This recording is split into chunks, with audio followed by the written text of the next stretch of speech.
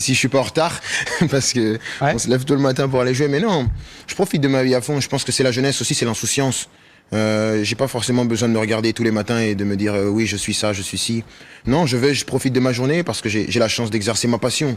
Parce qu'avant que ce soit un business ou que ce soit quelque chose comme ça reste quand même une passion, le foot. Et je suis content de me lever tous les matins et d'aller jouer au foot.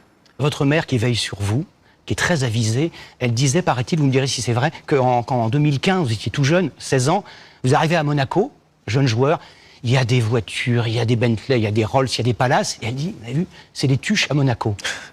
Oui, parce que on venait de la région parisienne. Voilà, on n'avait pas l'habitude de ce monde-là. C'était un bouleversement pour moi d'arriver à Monaco, mais je pense que ça a été la meilleure décision possible. Parce que j'ai appris énormément de choses là-bas. J'ai appris une nouvelle manière de voir la vie.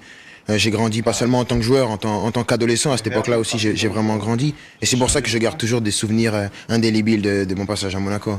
C'est possible, pour revenir à cette question, c'est possible de mener une vie normale, une vie sentimentale, amicale, avec des copains, quand vous avez des gardes du corps tout le temps derrière vous, vous allez manger un morceau avec des camarades, il faut fouiller le restaurant avant, on dirait un chef d'État, parfois.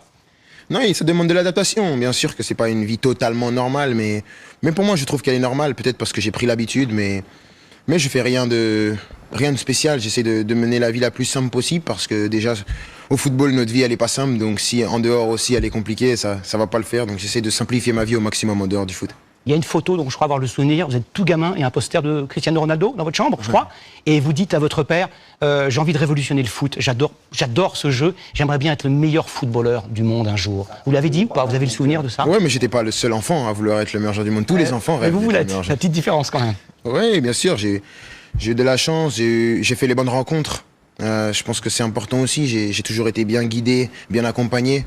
Et je pense que c'est ce qui fait une grosse partie de ma réussite aussi, parce que je pense qu'il y a beaucoup de joueurs qui sont talentueux, mais qui n'ont pas eu la chance d'avoir le même accompagnement que j'ai eu. Mais j'essaie de continuer mon petit bonhomme de chemin et toujours de continuer à prendre du plaisir et d'en donner.